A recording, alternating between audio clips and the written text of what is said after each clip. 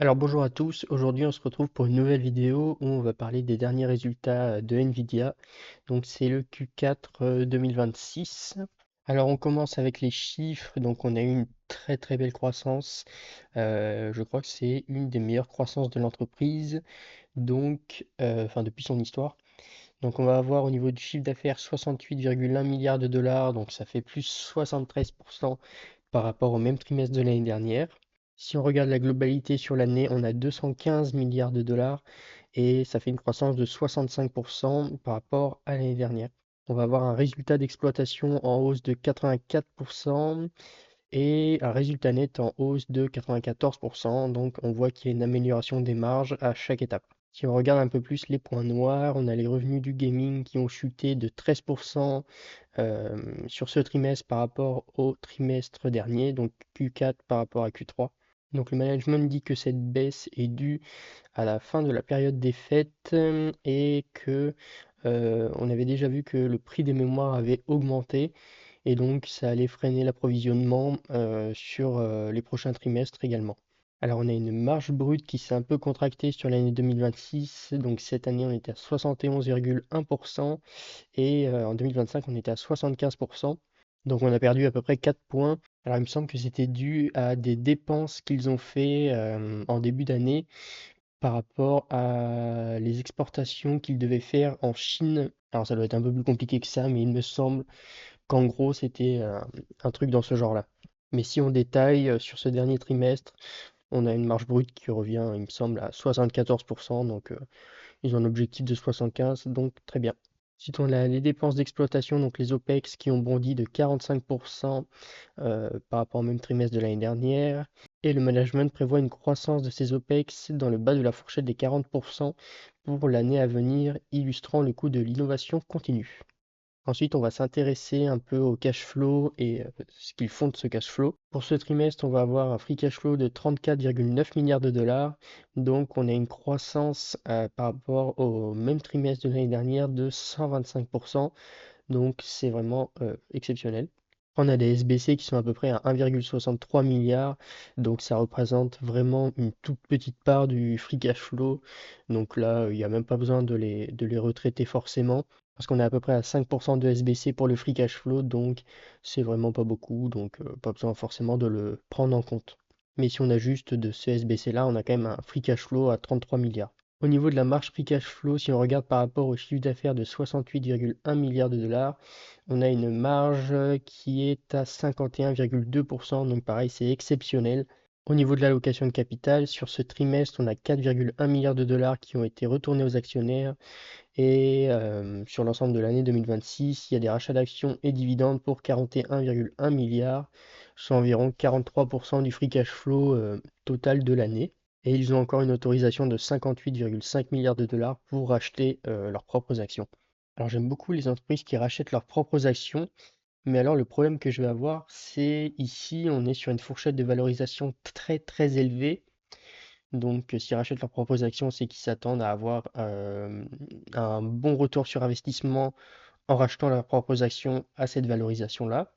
Donc après, s'ils estiment qu'ils n'ont pas d'autres moyens d'investir leur free cash flow pour avoir un meilleur retour sur investissement, ouais, ok, bon.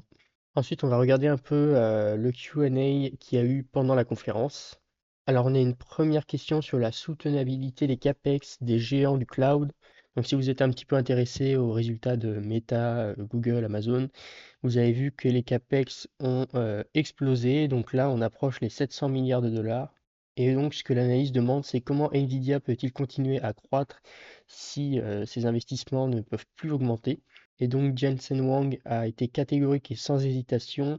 Il a répondu que le calcul était égal au revenu. Et donc il a expliqué que contrairement à l'informatique classique, l'IA agentique génère des tokens, donc des jetons, qui sont directement monétisés par les clients. Et que si ces clients veulent faire croître leurs revenus, bah, ils doivent forcément augmenter leur puissance de calcul pour avoir plus de jetons. Mais alors moi j'ai quand même une ou plusieurs questions qui sont un peu sans réponse à ce niveau-là. Donc il y a plusieurs choses à prendre en compte, c'est que je suis pas du tout expert du sujet. Et une autre chose à prendre en compte, c'est que Jensen Huang, lui, il va pas détruire son business en expliquant à l'inverse que ce que les gens veulent entendre, quoi. Donc en gros, ce qu'a dit Jensen Huang, c'est que les entreprises, les hyperscalers devront dépenser de plus en plus de CapEx pour avoir de plus en plus de revenus parce que, en gros, euh, puissance de calcul égale chiffre d'affaires, en gros. Donc le CEO, lui, s'attend pas à une baisse des CapEx de la part de ces géants. Et donc moi, ce qui me gêne un petit peu là-dedans, c'est que déjà, si on a des CapEx qui ne baissent pas mais qui vont continuer d'augmenter sur les prochaines années, et ben on va être sur non pas des CapEx mais plutôt de l'OPEX. Et étant donné les montants monstres qui sont investis, on a vu 200 milliards sur l'année 2026 pour Amazon, pareil je crois 160, 170 milliards pour Google, quelque chose comme ça. Meta, pareil, c'est très élevé, sachant qu'ils ont fait à peu près x2 sur le montant qu'ils ont dépensé en 2025. Donc le problème, c'est qu'on n'a pas de vision sur jusqu'à quand vont aller ces dépenses en investissement. Donc le CEO a l'air de parier sur une dépense qui ne s'arrête pas sur au moins les 5-10 prochaines années.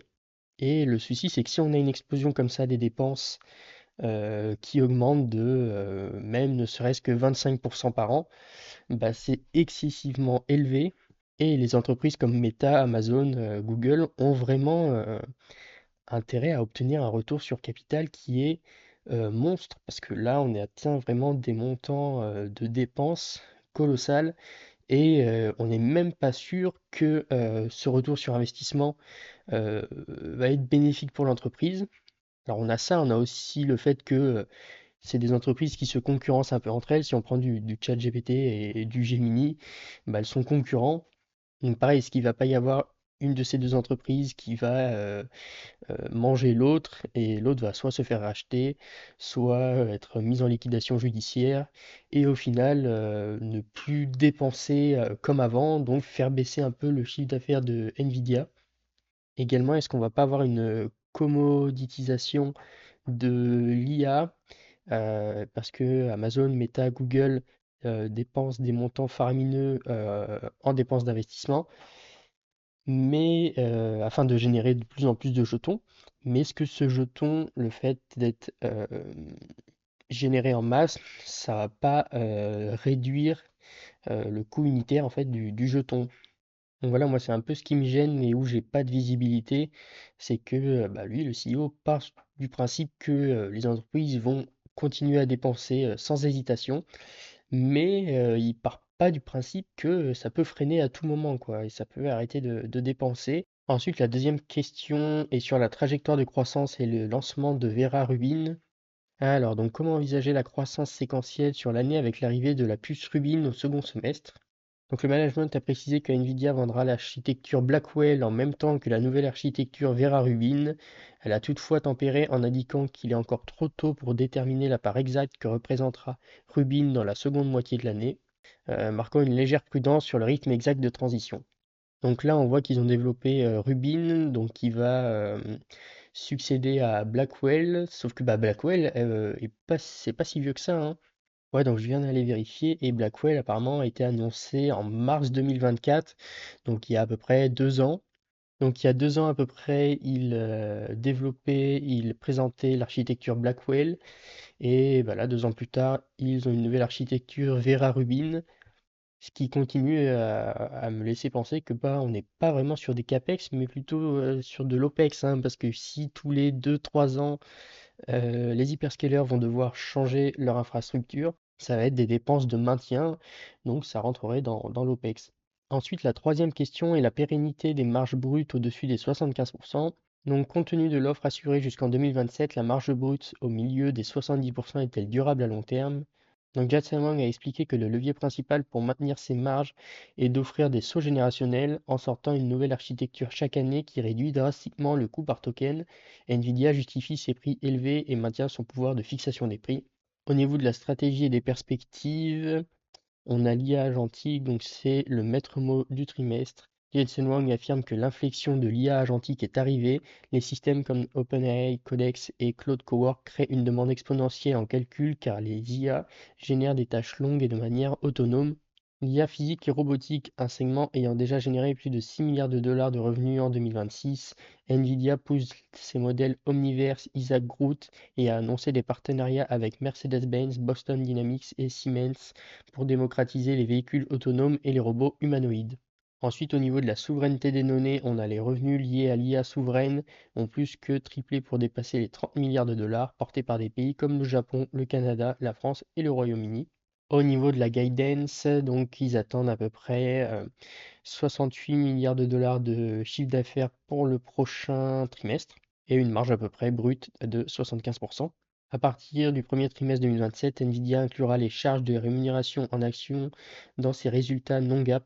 Et après, quelque chose de bon à savoir, c'est que dans leurs prévisions, ils n'incluent toujours aucun revenu provenant de la Chine pour le segment Data Center Compute en raison de la situation géopolitique.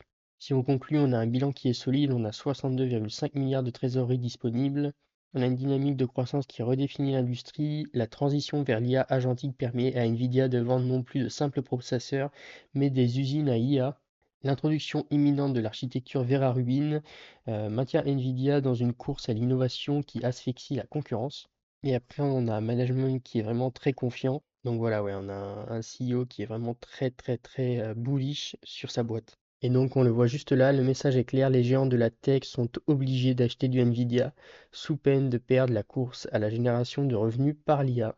Mais cette assurance masse cependant quelques zones de tension comme la perte totale du marché chinois pour ses puces de pointe et les contraintes d'approvisionnement chronique sur certains composants.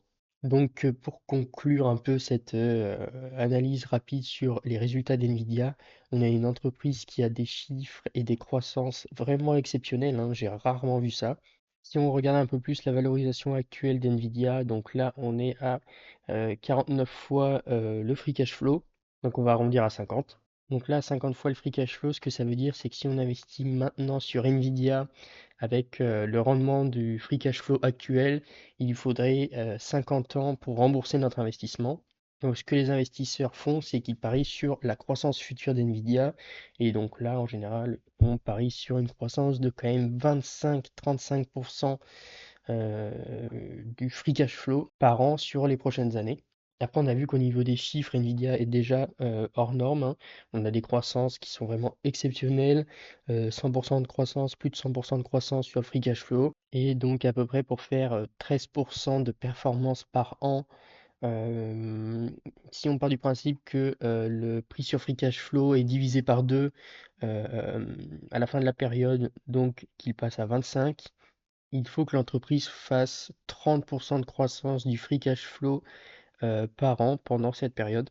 Donc c'est vraiment très élevé. Alors après, à voir, au vu des chiffres là, ils ont fait plus de 100% euh, là ce trimestre, donc ça a l'air faisable. Après, encore une fois, j'ai vraiment du mal à me projeter parce qu'on a une entreprise qui a une marge free cash flow qui est déjà au max à plus de 50%.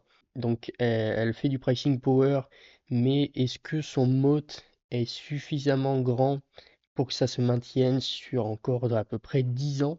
Parce qu'on voit avec ses principaux clients qui commencent à développer leurs propres solutions. Donc s'ils développent leurs propres solutions, ils vont dépenser un peu moins chez Nvidia.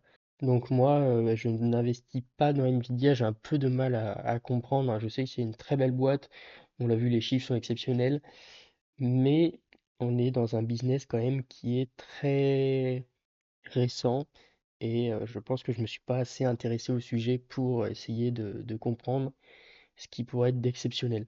Donc voilà, n'hésitez pas à me dire si vous avez du Nvidia, je pense que beaucoup de monde ont de Nvidia, et si vous avez des réponses à mes questions aussi. Donc n'hésitez pas à me dire tout ça en commentaire, et on se retrouve pour une nouvelle vidéo. À plus!